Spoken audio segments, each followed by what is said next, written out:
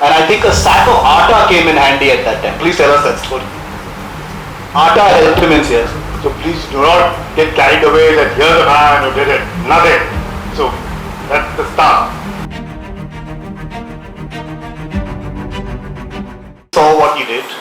It bestowed him with a decoration called the Shaurya Chakra, which is one of India's highest peacetime gallantry awards. So he's a Shaurya Chakra winner. He was a young captain from the Kumaon regiment when this happened. He had his whole life ahead of him, and he has a deep connection with Ladakh, one of the most dangerous places in the world.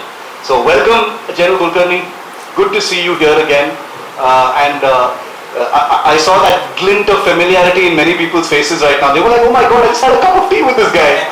I had no idea he jumped on a helicopter onto Siachen. So,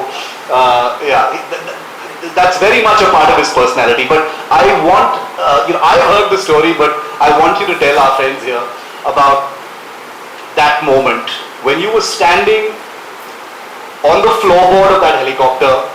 You and the pilot were talking to each other. And I remember it was just snow-blown landscape below him, but the thing is he was hesitating to jump at first because it was not clear whether that was thin snow and whether it was a ravine or whether there was a crevice below it, and if he had jumped he would just go right through it. And I think a sack of atta came in handy at that time. Please tell us that story. Atta helped him in here. Thank you very much, Shiv. All that he does is not very much that I have done. Frankly speaking, it's not much that in the armed forces an individual can do. So please do not get carried away that here's a man who did it. Nothing. So that's the start. Because it's I told you. Yeah, it's a teamwork and everybody contributes, and it's just that at that point of time I happened to be there. And since I was there in 1982, I was there in 1983, and obviously in 1984, when we decided that what we had to do, obviously someone who's been there for such a long time is bound to happen. And before that, of course, we had Shiv telling you all what happened, how the Pakistanis were, what they call it, the cartographic aggression. Because what we have joining the Siachen Glacier is the Shakstam Valley, what you are referring to.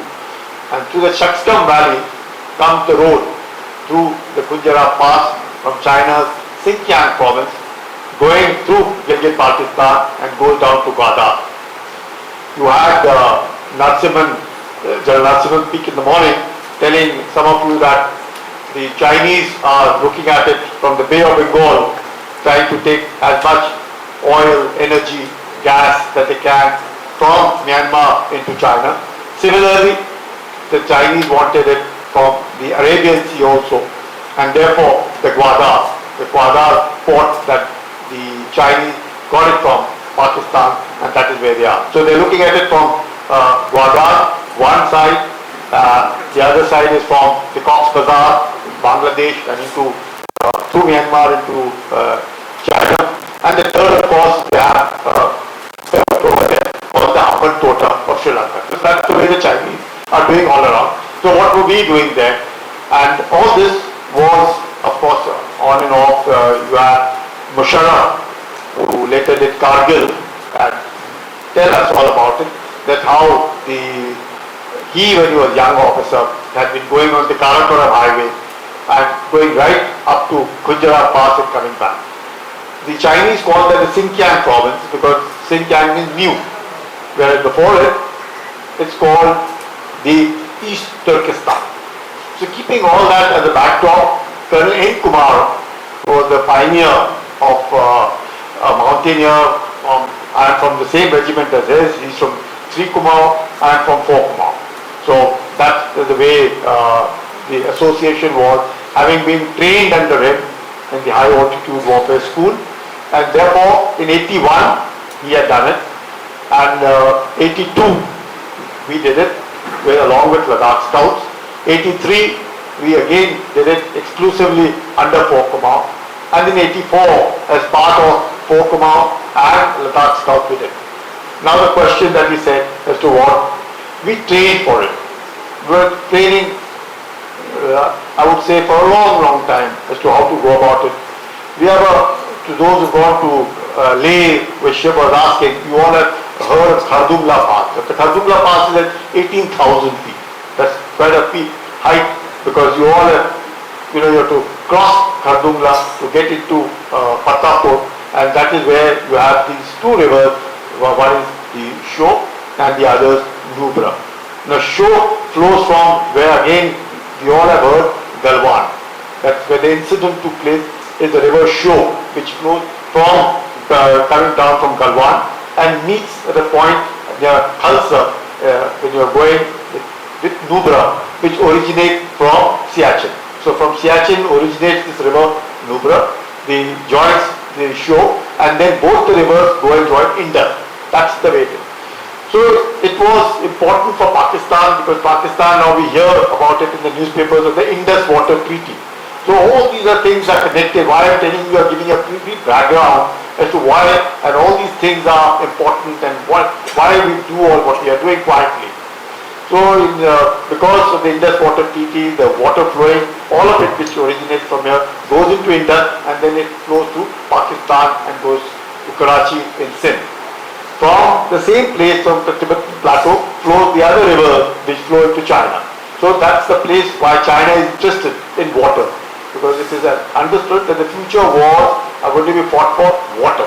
And it is that reason why Siachen, all of these areas which are great repository of water, have to be defended. Otherwise we will soon lose all of it. And that in 84, and initially Pakistan had wanted to do it. So first they came in 1983, and we were there in 83. We withdrew, they came. And they could not stand up to that deep, very, very severe winter. Severe winter, again Shiv told you all, the temperatures go as low as minus 50 to 60 degrees. The wind blow between 150 to 200 kilometers an hour. So it is a wind chill factor which is very, very difficult. Visibility drops down to, you can't even see 2-3 feet away from you.